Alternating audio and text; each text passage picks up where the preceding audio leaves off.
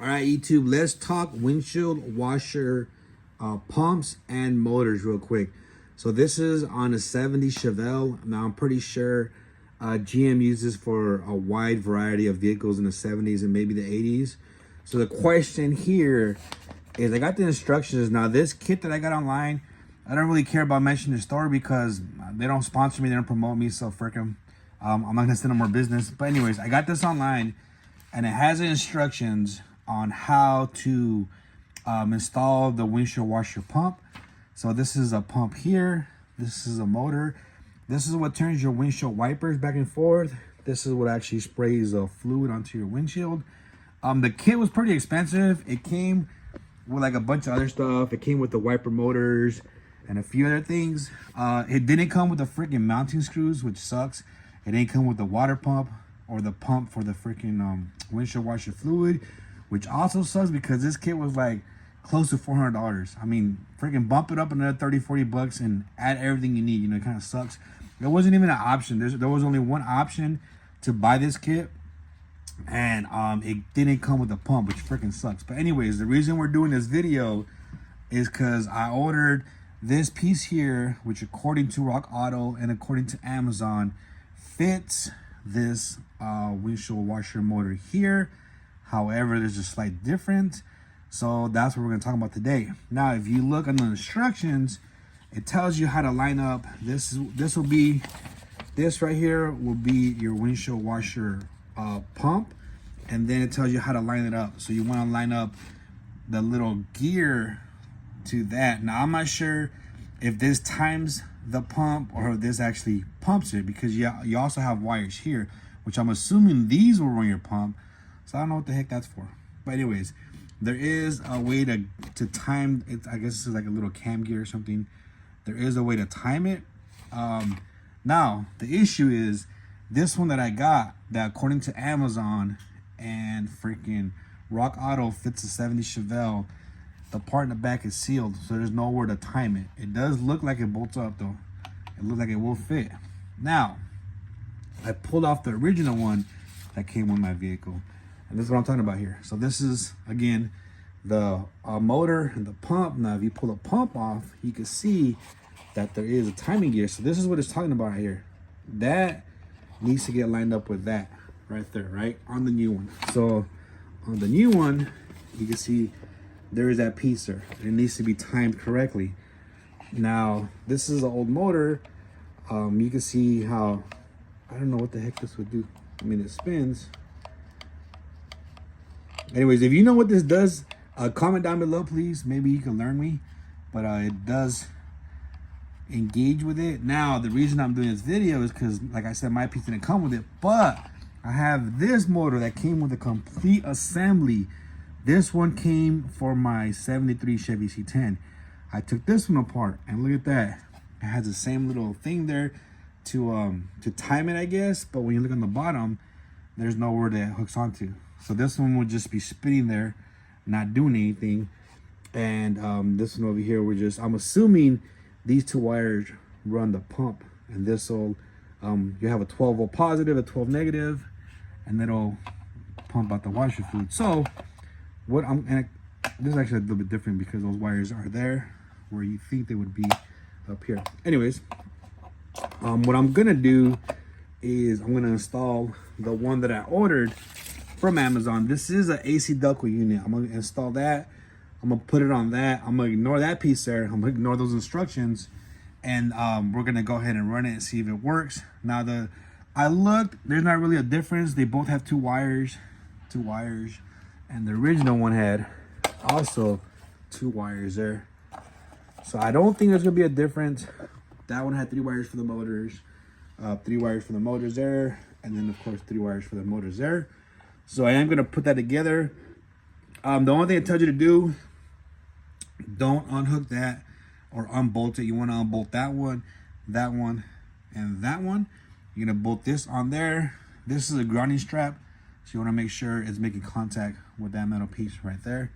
I'm going to go ahead and put that together, put it on the Chevelle, and then let's see what happens. All right, so it does fit. It does bolt on pretty easy. The screws on this unit at least It appears they are the same size. On the old one, they are different sizes. So you want to make sure, as a general rule of thumb, wherever you take the screw out, you want to put it back in the same spot in case it's a different thread pitch or a different size. But it looks like they're all the same. So we're gonna go ahead and bolt this onto the Chevelle and make sure it works. All right, guys, so it's bolted on. So just a tip, guys, if you're using these valve covers, or if you have an LS engine and you're using these valve covers from Wagner, it's a tight clearance right there. It might be hard to get on there. I had to make some adjustments to this to make it fit. Also, those bolts. So this is the thing I was talking about, the kit, right? It's a kit that comes with a motor. It did not come with the washer pump, which I don't know why it wouldn't. Even if you have to add another 30 bucks to the kit, make it come with this, because you're gonna need this. So it comes with the motor. It came with what they call transmissions, I guess, these little arms, the linkages here, because I obviously need that. So it came with that. Now the bolts will bolt on, they'll screw onto this through the vehicle, right? So I don't know why they don't include these bolts right here.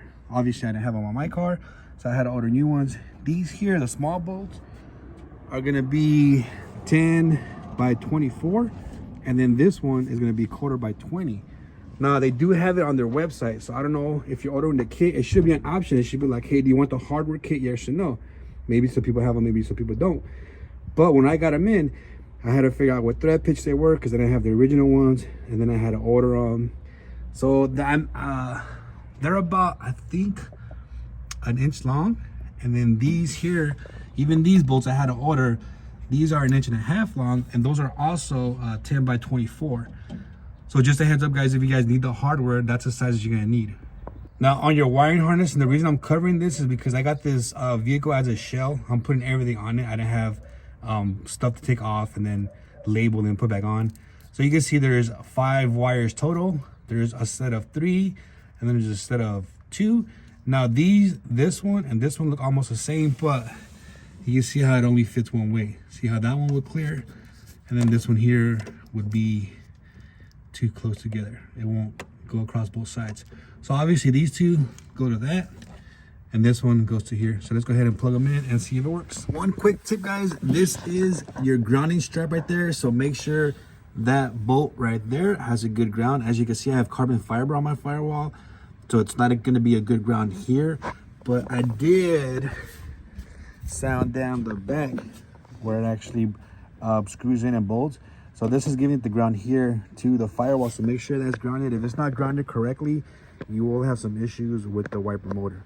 All right, guys, so we got it plugged in. Now let's go ahead and turn the key on and see if it works. Now before you even start it, make sure it's gonna come already in the park position.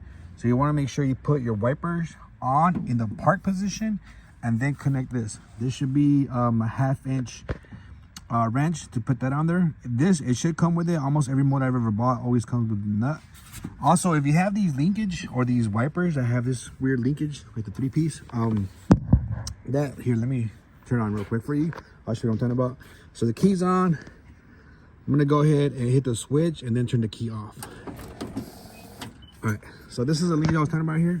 If you get this, you've never seen it before, all it does is this piece here slides out that way, and then it goes into a little lip on part of the linkage, and then you pull it in. So let me see if I could get it by hand, and I can't. You can use a screwdriver to push it up, and then put this piece on, and then slide it so it locks it in place. But all it does is just adjust the angle, so when it comes up, it's not like this, it's like perfectly flat. But you can see the windshield wipers are working. I'm gonna turn the key back on. And there it is. And then when you turn off the wipers, they should go into the park position, just like that.